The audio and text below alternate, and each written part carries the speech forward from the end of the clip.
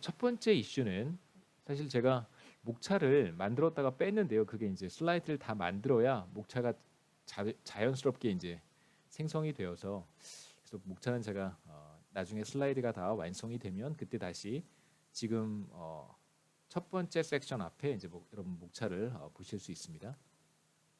우리가 19장에서 첫 번째 보려고 하는 것은 이제 뭐 훈련을 언제 할 것인가, 그러니까 when to train에 대한 이슈부터 볼 텐데, 여기에서는 주로 교육과 관련한 투자라고 할 수 있겠습니다. 그래서 대학에 진학할 것인지 말 것인지, 대학 진학 여부, 크게 생각해 본다면 대학 진학 여부라고 할 수 있고요. 또는 뭐 대학 진학과 비슷한 문제이긴 하지만 어떤 뭐라고 할까요? 전문 기술, 뭐 전문 기술을 습득할 수 있는 학원, 네, 이런 투자도 우리가 한번 생각해 보겠습니다. 특정한 기술을 습득할 수 있는 그런 어떤 학원에 내가 투자를 할 것인지 말 것인지에 대한 의사결정을 첫 번째 섹션에서 보도록 하죠. 그래서 여기에서는 잡마켓에 들어가기 전에, 이제 노동시장에 진입하기 전에 사람들의 트레이닝에 대한 투자를 우리가 살펴보려고 합니다.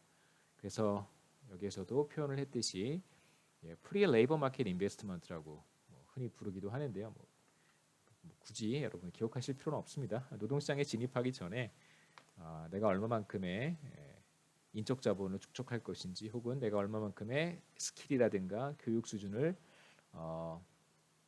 받을 것인지를 결정하는 문제라고 보시면 되겠습니다.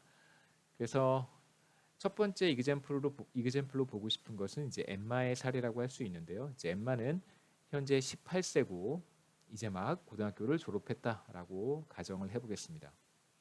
그래서 엠마는 지금 어떤 의사결정을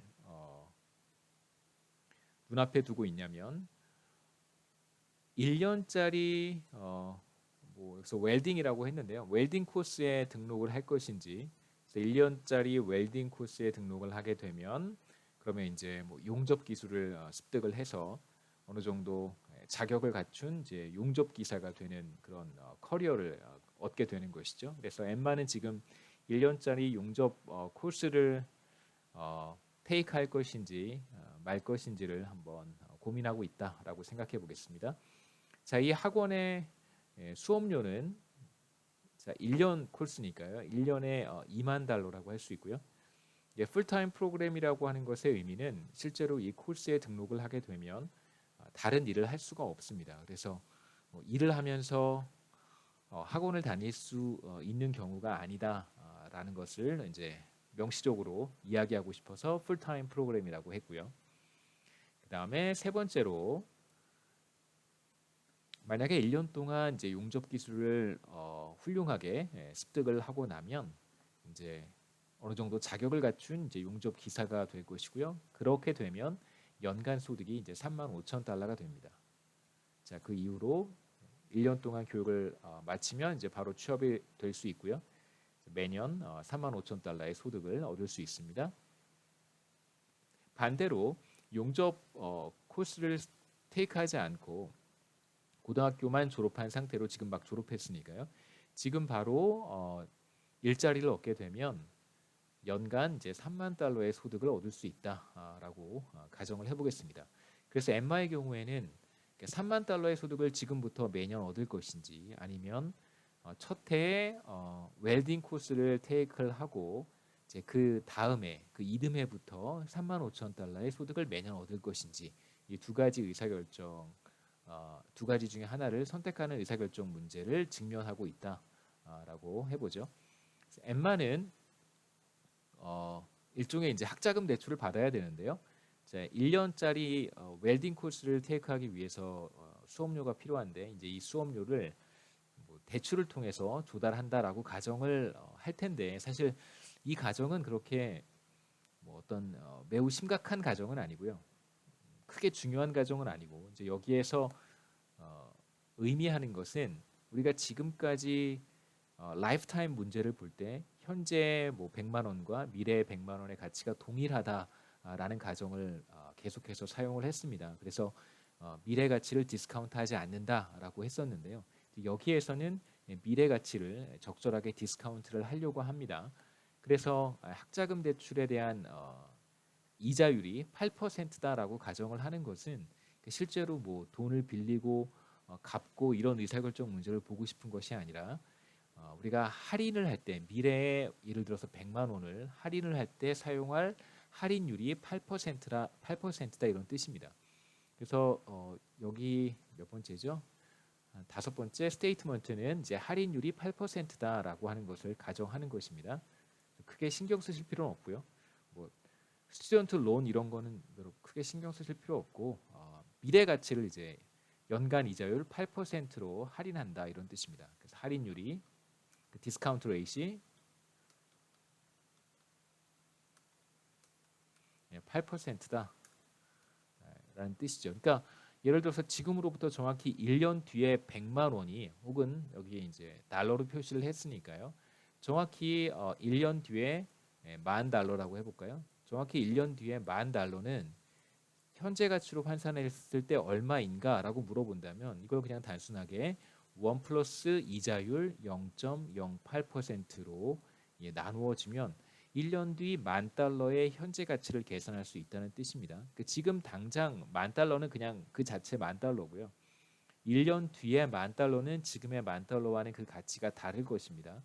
그래서 1년 뒤에 $10,000가 현재 지금의 가치로 환산할 경우에 과연 얼마인가라고 물어본다면 우리가 여기에서 연간 이자율 8% 혹은 할인율 8%를 사용하면 되겠습니다. 뭐 뒷부분에 또 나오니까 그때 가서 다시 한번 설명을 하고요. 그 다음에 이제 웰딩 기술을 습득을 하게 되면 이 웰딩 기술이라고 하는 것이 뭐 죽을 때까지 유용한 것은 아니고요. 그래서 1년 동안 교육을 받으면 그렇게 되면 한 17년 정도, 그래서 17년 뒤면 지금 18세니까요.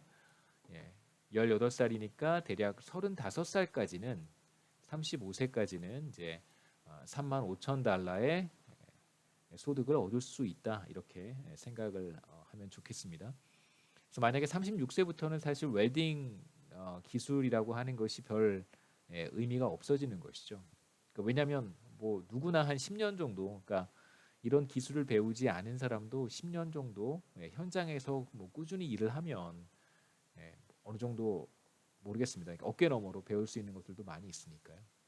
또 이러면 또 용접하시는 분들한테 욕을 먹을 수도 있겠지만 그렇게 쉬운 게 아니다. 근데 뭐, 어깨너머로 배우는 데는 뭐 한계가 있긴 있겠지만요. 여하튼 이제 이 숙련 기술이라고 하는 것의 기간은 대략 유효 기간이 있다 이렇게 생각하시면 됩니다. 17년 정도.